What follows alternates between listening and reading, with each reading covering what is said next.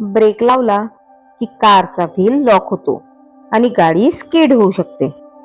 पण एबीएस असलेल्या कारमध्ये हे कधीच होत नाही. एबीएस व्हीलचा कंट्रोल नेमकं कसा ठेवतो? एबीएस म्हणजे anti lock braking system. Wheel lock होऊ न देणारा इलेक्ट्रॉनिक सिस्टीम. व्हीलच्या स्पीड सेन्सर सतत व्हील रोटेट होतोय का ते चेक करत राहतात. जर व्हील अचानक लॉक होऊ लागलं तर सेन्सर लगेच एबीएस कंट्रोल युनिटला सिग्नल पाठवतात. एबीएस कंट्रोल युनिट लगेच ब्रेक प्रेशर ऍडजस्ट करतो. काही सेकंदासाठी कमी, काही सेकंदासाठी परत जास्त.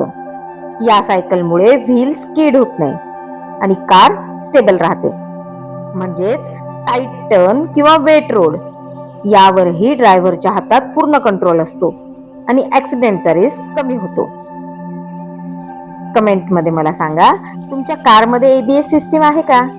आणि लॉजिकलीला YouTube आणि इन्स्टावर फॉलो करा, कारण रोजच्या जीवनात टेक्नॉलॉजी कशी काम करते हे आपण इथे रोजच बघत असतो.